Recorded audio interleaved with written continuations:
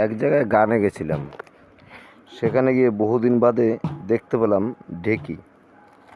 ঢেকি মানে বাংলাদেশে এই ঢেকিতে এক সময় কলকারখানা ছিল না, তখন ওই ঢেকি দিয়ে এই ওই যেগুলো দেখতে পাচ্ছেন চাল চাল ভিজিয়ে সেগুলো ঢেকির মধ্যে দিয়ে গুঁড়ো গুঁড়ো করে ফেলবে।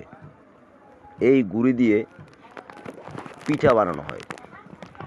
আর এক সময় ধানেরও মেশিন ছিল না, তখন ধান শুকিয়ে এই ঢেকির মধ্যে দিয়ে এরকম যদি পা দিয়ে এরকম জোরে জোরে পার দেওয়া, এটাকে বলে পার দেওয়া, পার দিত, তাহলে ধানের থেকে চাল বেরিয়ে আসতো। সে মাসি তো যাই মাসি হোক, হয়ে গেল, পাশে কিছু হবে দেখুন না।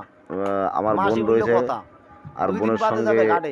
আমাদের সঙ্গে গেছে একটা মাসি, দূর সম্পর্ক যদিও, তবে খুব ভালো উনি। মারো না দেখি যেমনে পারো। যাই হোক, সেও রয়েছে, এবার দুজনাই খুব মনের আনন্দ একটু পার দিচ্ছে, একবার নেবার বোন রিনা একবার রিনা উনি, তোল একবার বোন একবার উনি। এই দৃশ্যটা দেখে ভালো লাগলো, ভালো তাই করে এবার পার তুলে দিবি, রাখলাম। বেশি এই জোরে না, দেখুন অবস্থা, ভাঙ্গে যাবে ঢেকি কিন্তু, কোথায় অল্প অল্প। ছিটকিচ্ছে। হ্যাঁ ওই যে হ্যাঁ ঠাকুমাটা আছে, উনি হাত দিচ্ছে না, যদি হাত হ্যাঁ, ছেঁচে যায় দেখুন সেই এরা ভয়তে এখন পার আর হাত দেওয়া দিচ্ছে না। শিখতেছে। এর জীবনে আগে এই যখন মেয়েটা মাসি কিন্তু জীবনে পার ঢেকি পারে দিচ্ছিল না, আজকে তখন প্রথম কিন্তু উনি জীবনে হাত ফার্স্ট দিয়েছিল, ঢেকি পারাইতেছে। আর এখন ভয় পেয়ে যাচ্ছে যে হাত দিতে গেলে কি না কি হয়ে যায়, যেহেতু আমার কি বোন হচ্ছে, ওখানে পারানো হচ্ছে? পাড়াচ্ছে। ওই মাসিরা হচ্ছে পারানো। আর পাশে যারা আছে তারা কিন্তু হাসছে, মানে ও পার দিতে পারছে না, ও বোনও ও কোনোদিন এই আগেকার ঢেকিতে দিনে পার এরকম দেয়নি, এরকম করে চাল ওই গুঁড়ো করা প্রথমেই হতো, ঢেকিতে পার ধান দিচ্ছে। ধানের থেকে চাল যাই বের হোক, করা ওদের হতো ইচ্ছা ছিল, সেই ইচ্ছাটা এইভাবেই। একটু পূর্ণ হলো, আমারও ভালো লাগলো। আর যদি এই কাজ করতে গিয়ে এই কিন্তু বাড়ির সাংঘাতিক লোক কাজ, এই কিন্তু কাজ করতে যথেষ্ট গিয়ে যদি ভালো, একটু ভুল গেছে করা পরে হয়, তারা ওই হাত যথেষ্ট ছেঁচে যাবে। আদর ধরো ওই যে আপ্যায়ন হাত দিয়ে করেছে এবং মালগুলো আমাদের তুলছে, সাথে এই সময় যথেষ্ট যদি ভালো কোনো ব্যবহার মতে করেছে। দেখি ভুলেও এত ফসকে সুন্দর পড়ে যায়, তাহলে ব্যবহার হাতটা ভেঙে বলা যাওয়ার যায় ভয়। না, সেই হ্যাঁ, জন্য আমি ভিডিওটা করলাম যে স্মৃতি মানে এটা হিসেবে দেখতে থাকবে। যত সোজা অত সোজা নয়, কিন্তু ভুলভাল লোক আমি আসলে তো তাহলে ছেঁচা ফেঁচাই খেতে বাড়ি হবে হাতে। এসে যেমন নিয়ে এসছি, তুলে নিয়ে এসছে বলে আমরা দেখতে পাচ্ছি।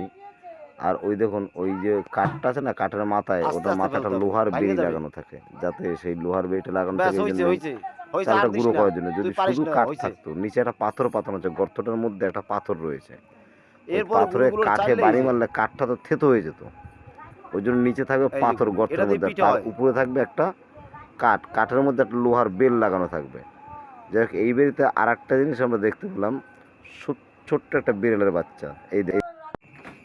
এই দেখুন বিড়ালটি, আসলে এই বিড়ালটিকে দেখেই আমার ভিডিও করার শখ হয়েছিল, কারণ এখনকার দিনে ও যেসব বাচ্চারা আছে না মানুষের, ছোট ছোট বাচ্চা ছেলেমেয়েরা, ওরা দেখবেন ক্যামেরা দেখলে আর দুষ্টুমিগুলো করতে চায় না, তেমন বিড়ালটা প্রথম অবস্থায় যে দুষ্টুমিগুলো করতে ছিল, সেটা আমি যখন ক্যামেরা শুরু করেছি তখন ও আর করতে চায়নি।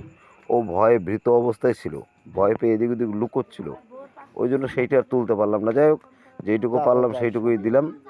তবে বিড়ালটা খুবই ভালো এবং খুবই সুন্দর, দেখলেই আদর করতে ইচ্ছে করে, তবে এখনও দুষ্টুমি আর করছে না। লাইক কমেন্ট সাবস্ক্রাইব করবেন, একটু শেয়ার।